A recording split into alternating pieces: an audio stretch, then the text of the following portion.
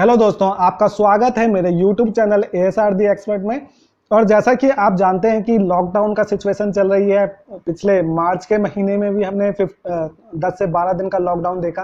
पूरा अप्रैल लगभग हमारा लॉकडाउन के अंदर में जा रहा है। इस पीरियड के बीच में काफ़ी सारे लोगों ने सैलरी कट को फेस करा होगा, या फिर सैलरी डाइसी है, मतलब कई को तो सैलरी ही नहीं मिली होगी अप्रैल मंथ की। बहुत ही डाउटफुल है कि मिलेगी या नहीं मिलेगी। और काफ़ी सारी कंपनियों ने ऑलरेडी रिकॉग्नाइज करा है कि आप 10 से 15 दिन की सैलरी काट देंगे, 50% सैलरी दे सकते हैं या 70% सैलरी ही मिलेगी। या काफ़ी सारी कंपनी ने कंपलसरी पेड लीव के ऊपर आपको जाने के लिए कहा है कि आप अपनी छुट्टियां लें जिसमें तनख्वाह आपकी कटे। तो ऐसे टाइम पर जब आप फाइनेंशियल क्रंच से गुजर रहे हो, देखिए बड़ी कंपनी में बड़ी पैकेजिंग वाले लोग फिर भी एक बार के लिए संभाल सकते हैं, लेकिन on an average general public जहाँ पे सैलरी कट की सिचुएशन चल रही है, फाइनेंस आपका लिमिटेड है, तो किस तरह से अपने एक्सपेंस को मैनेज करें, इन्वेस्टमेंट को मैनेज करें, टैक्सेस को मैनेज करें, उसी को लेकर आज की वीडियो होने वाली है। पॉइंट टू पॉइंट बताऊंगा और वीडियो को क्रिस्प रखूंगा। उम्मीद करता हूं आज की वीडियो अच्छी लगे, तो प्लीज चैनल को लाइक एंड सब्सक्राइब करें। अब सीधा पॉइंट के ऊपर में आते हैं। सबसे पहले किस तरह से अपने एक्सपेंस को मैनेज करें जब आप एक सैलरी कट डाउन की सिचुएशन से गुजर रहे हैं। देखिए सबसे पॉइंट नंबर 1 है, make list of monthly expense and bifurcate them into the essential and non essential head. जो भी खर्चे करते हैं एक लिस्ट बनाएं। आज की तारीख में आप सारे के सारे खाली हैं, घर पे अवेलेबल है, तो आप एक लिस्ट बनाएं घर के खर्चों की। आप बोलेंगे मैं नहीं बनाता, मैं सारे एक्सपेंस मैनेज करता हूं, पर ये एक बहुत जरूरी चीज है। अपने एसेंशियल एक साइड में बहुत जरूरी चीजों को रखिए, दूसरी साइड में कम जरूरी चीजों को रखिए जो नॉन एसेंशियल आइटम में आता है, और इनके खर्चे लिखते जाइए। जैसे कि देखिए रेंट और ईएमआई आपके एक जरूरी खर्चे के अंदर में आता है, जिस जगह पे रह रहे हैं उसके लिए। और डिफरेंट टाइप की ईएमआई होती है। ईएमआई को डेफर करने के लिए आप सोच सकते हैं, लेकिन इसको डेफर करेंगे तो इंटरेस्ट के एक्सपेंसेस एडअप हो जाएंगे जो आपको सीवियरली हिट कर सकते हैं। तो पहले कोशिश करिए कि अगर आप पे ऑफ कर सकते हैं अपने अवेलेबल फंड्स में थे तो इसको यूज करें। तो इसको एसेंशियल आइटम्स में डालता हूं मैं। इलेक्ट्रिसिटी का जो टैक्सेस है, हाउस टैक्स है, ये टाइमली पे करें, जिससे कि जो बेसिक जरूरतें हैं वो कंटिन्यूटी में रहें। गर्मी का टाइम आ रहा है, उस तरह में आपको जरूरी है। ग्रोसरी के आइटम्स जैसे हो गए, राशन वगैरह है, वो सबसे इंपॉर्टेंट चीज है। दाल चावल आटा चीनी, ये इस तरीके के आइटम्स को सबसे पहले भर के रखें घर के अंदर में। इसके अलावा मेडिसिन हैं, दवाइयाँ जिनके लिए जरूरी है, घर के अंदर में बीमार बुजुर्ग हो सकते हैं या जरूरी चीजें, इसके लिए एक छोटा सा बकेट बना के रखें कि कोई बाई चांस बीमार हो जाता है तो आपके पास पैसा होना चाहिए। दूध, सब्जी, फ्रूट, तो इस तरीके के आइटम्स आपके एसेंशियल्स आइटम्स के अंदर में आ जाते हैं। सेकंड कैटेगरी जैसे मैंने आपको बताया नॉन एसेंशियल्स के अंदर में आपके मेंबरशिप सब्सक्रिप्शंस हो सकते हैं, कई तरीके की होती है।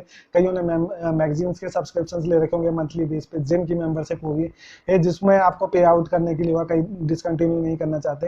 या आपकी क्लब मेंबरशिप्स हो सकती है जो आपकी बिल्डिंग्स के अंदर में हो सकती है। आप इन सारी सब्सक्रिप्शंस को कंसीडर करिए कि अगर आप ना लें है या फिर कट डाउन कर दें। आप इनफैक्ट ऑनलाइन सब्सक्रिप्शंस भी आपके नेटफ्लिक्स के, अमेजॉन प्राइम के अगर चल रहे हैं जिसमें एनुअली पेमेंट करने वाले हैं, तो इस टाइम पीरियड में एटलीस्ट 1 से 2 महीने के टाइम पीरियड में इसको रिड्यूस करें। और फ्री में भी ऑनलाइन में काफी सारा कंटेंट आपको मिल जाता है, तो इस तरीके के सब्सक्रिप्शन को रिड्यूस कर सकते हैं। जंक फूड्स को अवॉइड कर सकते हैं। जंक फूड्स का एक टाइटल दिया है, मतलब कोई भी ऐसी चीज जिसकी इमीडिएट लेवल पे जरूरत नहीं है, एसेंशियल सर्विस में नहीं आएगी। जैसे कि आप आइसक्रीम गिन सकते हैं, पिज्जा गिन सकते हैं, या दूसरी चीजें जैसे कोल्ड ड्रिंक्स हैं, पॉपकॉर्न्स हैं, तो इन सारे आइटम्स को अवॉइड कर सकते हैं इस टाइम पीरियड में। ये एक्स्ट्रा एक्सपेंसेस आते हैं। इसके अलावा इन्वेस्टमेंट को भी मैंने नॉन इसेंशियल आइटम्स में डाला हुआ है। इसको मैं फर्दर आते हुए आपको डिटेल्स में बताऊंगा क्यों इसको कंसिडर करा है नॉन इसेंशियल्स के अंदर में। फिर आता है ऑनलाइन सर्विसेज, जैसे आपको बताइए कई जगह पे जैसे बताया कि फ्लिपकार्ट फास्ट, अमेजॉन फास्ट, तो इस तरीके की सर्विस है, आप इनको अवॉइड कर सकते हैं। आपने गेमिंग सर्विस ले रखी होगी, उनको अवॉइड कर सकते हैं। इसके अलावा लग्जरी आइटम के कंजम्पशंस को भी आप अवॉइड कर सकते हैं। कई लोग काफी सर्विसेज को लेते हैं, तो उन सर्विस को अवॉइड कर सकते हैं। नए परचेसेस को अभी होल्ड करें टाइम बीइंग के लिए, जब तक सिनारियो सही नहीं होता है।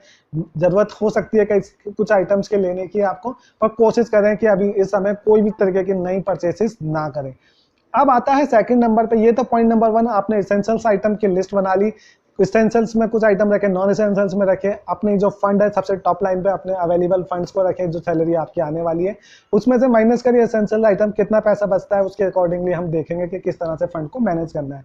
पॉइंट नंबर 2 जो है, अब आपको इसमें से बनाना है कि जो इसेंशियल्स आइटम्स हैं उसमें से आप क्वांटिटी को मार्क करने की कोशिश करिए कि कौन कितनी क्वांटिटी आपको ज़रूरत है। मतलब अगर आपको दूध 1 किलो लगता है घर के अंदर में, सब्जी एक कितनी लाने की ज़रूरत है, राशन का कितने आइटम से आपका महीने का खर्चा चल जाता है, महीने का कंजम्पशन चल जाएगा, बेयर मिनिमम कितने से आपका काम हो जाता है। देखिए चलाने के लिए तो मैं एक दिन के अंदर में 5 किलो दूध भी खर्च कर दूं और चलाने के लिए मेरा आधी किलो दूध के साथ में भी काम चल सकता है। तो इसलिए आपको चलाना है कितने बेयर मिनिमम क्वांटिटी के संग में आप काम कर सकते हैं। क्योंकि लॉकडाउन वाली सिचुएशन में जिस समय मोदी जी जब भी आते हैं तो मैंने ऐसे सिनारियो देखा है कि लोग भागा दौड़ी में मार्केट में जाते हैं, 10-10 किलो दालें उठा लिए, 25-25 किलो चीनी उठा लिए, मदर डेयरी पे जाके 8-8 किलो दूध ले रहे हैं, आधा बर्बाद हो जाता है। इस तरह से यूज नहीं हो पा रहा। आपको ओवर पैकिंग नहीं करनी है। जिस समय पे हम एक फंड क्राइसिस से जा रहे हैं तो आप मिनिमम आइटम्स को रखिए और उसको यूज करें।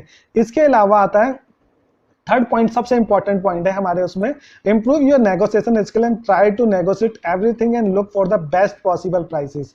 यहाँ पे आता है कि आप नेगोशिएट करने की कोशिश करें हर चीज के अंदर में। देखिए नेगोशिएशन स्किल्स को इंप्रूव करें। आप यूट्यूब में वीडियो देख रहे हैं, ऐसे 10 वीडियो और देखिए नेगोशिएशन स्किल्स के अंदर में। और जैसे कई लोग बोलते हैं हम काफी सिंपल हैं, मेरे से बहस नहीं होती, मेरे से रिक्वेस्ट नहीं करी जाती कम करने के लिए, लेकिन बात करिए। बात करने में कुछ नहीं जाता। जैसे टाटा स्काई का बेसिक सिंपल रूल है पूछने में क्या जाता है, तो पूछने में कुछ नहीं जाता है। बहुत ही सिंपल एग्जाम्पल बताता हूँ अपने लाइफ का। मैं गया था अंगूर लेने के लिए रिसेंटली, 50 रुपए का आधी किलो बोलता है सब्जी वाला, फ्रूट वाला। अब मैंने उसको बोला कि अच्छा ठीक है 50 का आधी किलो है तो 1 किलो कितने के लगाओगे, तो वो बोलता भाई साहब 1 किलो 100 रुपीज का। मैंने कहा 80 दोगे तो बताओ, अदरवाइज मैं फिर आगे देखता हूँ।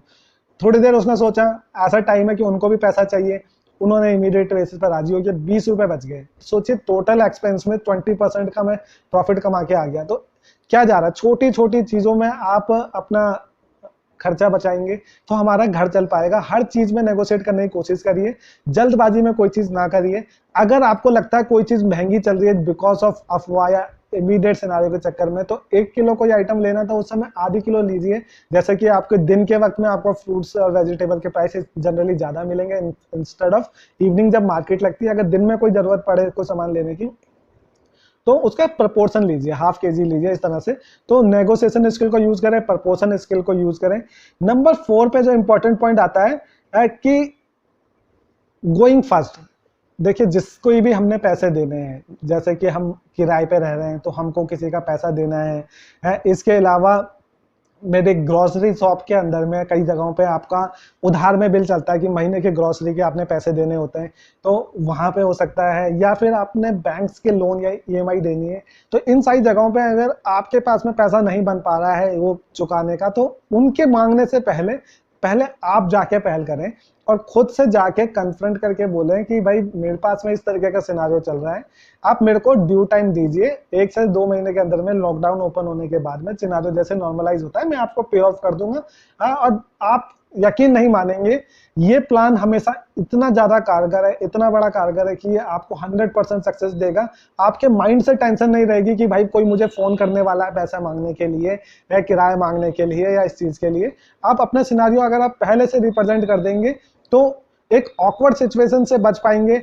और मैं आपको गारंटी की सिचुएशन देता हूं कि आप 99% आपकी सिक्योरिटी की गारंटी है कि आप सक्सेसफुली डील कर पाएंगे और टाइम बाय कर पाएंगे अपने लिए विदाउट बेयरिंग द ह्यूमिलेशंस। टेंशन दिमाग के अंदर में और साथ ही साथ में इंटरेस्ट एडअप नहीं होगा आपके ऊपर में। ये चीज में फायदा मिलेगा। एक क्लासिक एग्जांपल बताता हूं, बहुत ही रिसेंट की बात है, पिछले 5-6 महीने पहले की।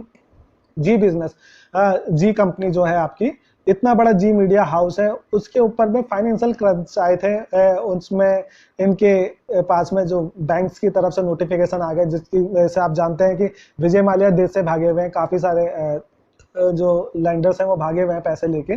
तो बैंक्स काफी सिक्योर हो रखे हैं, इनसिक्योर हो रखे हैं फंडिंग को लेके। तो उन्होंने इमीडिएटली उसके पिन पॉइंट करा।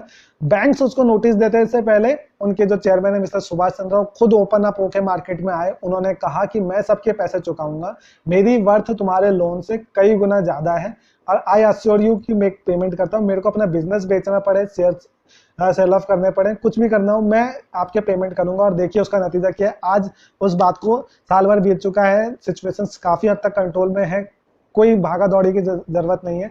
इस तरह से आप कम अप कर सकते हैं। नेशनल पेज पे न्यूज़पेपर में आके इतने बड़ी कंपनी का मालिक आके बोलता मैं पे करूंगा, तो सोचिए आप क्यों नहीं कर सकते। तो आपको सफलता जरूर मिलेगी। इससे ट्रस्ट फैक्टर बढ़ता है, कॉन्फिडेंस बढ़ता है। अब आता है इन्वेस्टमेंट वाला पॉइंट, जो मैंने आपको नॉन एसेंशियल आइटम के अंदर गया था। अगर आप इकोनॉमिक्स पढ़ी होगी आपने 11th-12th के अराउंड में, तो सबसे पहले आपको डेफिनेशन जो इन्वेस्टमेंट की दी थी, the part of income which is not spent on consumption is saving. Saving का जो वाला पोर्शन जिसको आपने फर्दर अर्निंग के लिए स्पेंड करा हुआ हो, ठीक है, तो वो वाले पोर्शन को आप बोलते हैं इन्वेस्टमेंट। एक सेविंग होती है जिसको आपने संभाल के रख लिया, this is just a saving. Saving फिर डिवाइड हो जाती है, आपने कुछ ऐसी चीज पे अगर उसको स्पेंड कर दिया, मतलब कंजम्पशंस का वो पोर्शन हो गया जिसको आपने फर्दर आपकी इन्वेस्टमेंट को अर्न करने में, दोबारा आपको इनकम जनरेट करने में हेल्प करे, उस वाले पोर्शन को बोलते हैं इन्वेस्टमेंट। तो सैलरी का वो पार्ट जो कंजम्पशंस, बेसिक कंजम्स के बाद बचता है, उसको इन्वेस्ट करा जाता है, ना कि इन्वेस्टमेंट पहले आएगी और कंजम्पशन बाद में आएगा। हम ह्यूमन बीइंग्स हैं, हमारे लिए हर चीज की जरूरत है, हमारे को खाना पीना हर सामान को पहले यूटिलाइज करना है, सेल्फ रिस्पेक्ट बना के रखनी है, बच्चों की अच्छी हेल्थ के बारे में सोचना है, लाइफ में सरवाइव करना सबसे इंपॉर्टेंट है। इन्वेस्टमेंट को लेकर आप देख रहे होंगे काफी सारे लोग बोल रहे हैं कि बहुत अच्छा गोल्डन अपॉर्चुनिटी है, अभी इन्वेस्ट नहीं करा तो क्या होगा, आप लोग सारा पैसा निकाल के इन्वेस्टमेंट की तरफ में भागने लग जाओगे। आज मार्केट 9,200 पहुंचती है, अगले दिन वो 10,000 पहुंच जाती है, पर तीसरे दिन आप देखोगे 8,500 पहुंच गए। आप इस चक्कर में फंस गए, आप महंगा ले गए। आप सिंपल समझिए, सबसे पहले है कंजम्पशन, कंजम्पशन के बाद में जो बचता है वो इन्वेस्टमेंट में जाता है। और इन्वेस्टमेंट के पोर्शन में भी आपको इस महीने में आपने देखा कि जरूरी चीजों के बाद में आपके पास में कुछ पैसा बच जाता है, तो आप इमीडिएट बेस पे इन्वेस्टमेंट करने लग जाते हैं। लेकिन सोचिए, आपको अगले 2 से 3 महीने का एटलीस्ट बफर लेकर चलना है। 6 महीने का बफर बनता है तो बहुत अच्छा है। तो आप अगले महीने की इनकम के लिए इस बचे हुए पैसे को यूज करें, ना कि इन्वेस्टमेंट में लगाएं। तो आप समझ सकते होंगे कि आज 70% रिडक्शन हुआ है। अगर कोरोना कंट्रोल में नहीं आता है, मार्केट ओपन अप होती है 3 मई के बाद में, और सिचुएशन और भयानक हो जाती है, भगवान ना करे, जो 10,000 केस हो, 1 लाख केस हो जाते हैं, दोबारा लॉकडाउन की सिचुएशन आती है, तब कंपनी भी सिचुएशन में नहीं होगी कि पे ऑफ कर सके, तो आपके बचाए हुए पैसे ही आपके काम आएंगे। इसके बाद में आता है, हाँ जी, जैसे मैंने बताया कि एक तड़प होती है हमारे अंदर में, हर पैसे जो बच गया है उसको इमीडिएटली कंज्यूम करें, कि भाई नॉन एसेंशियल आइटम भी तो जरूरी है, जो जरूरी आइटम के बाद बच गया उसको नॉन एसेंशियल आइटम में डालें, जिसमें इन्वेस्टमेंट इंक्लूडेड है, आपके जंक फूड इंक्लूडेड है, या ऑनलाइन सर्विसेज इंक्लूडेड है, टाइम पास नहीं हो रहा है, तो उन चीज़ों पे स्पेंड ना करें, अगले महीनों के लिए पैसे बचाएं। और सबसे लास्ट पॉइंट, 7वां पॉइंट है, और ये बहुत इंपॉर्टेंट है समझने के लिए, अवॉइड सोशल शो ऑफ। ये बहुत इंपॉर्टेंट है। सारे लोग जल्दी जल्दी फोटो खींच के वीडियो डाल रहे हैं कि भाई हमने ये अच्छा खाना बनाया है, हमने ऐसा अपने घर को सजा लिया है, ये सामान लेके आ रहे हैं, देखो मेरे घर में इतना सामान भरा पड़ा है।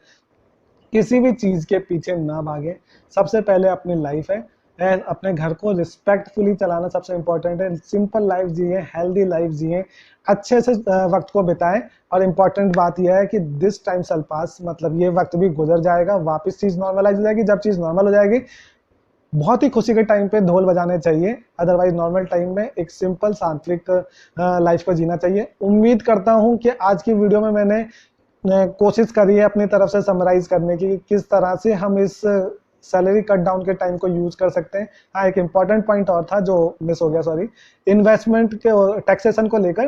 टैक्सेशन को आप जानते हैं कि थोड़ी सी छूट दी गई है कि 19-20 में जो टैक्स में छूट के अंदर में इन्वेस्टमेंट के पोर्शन है उसको 31 मार्च की जगह पे 30 जून तक के लिए कर दिया गया है। तो आप जो अपनी टैक्स बचाने के लिए कुछ इन्वेस्टमेंट करते हैं तो उसको आप अभी 30 जून तक कर सकते हैं।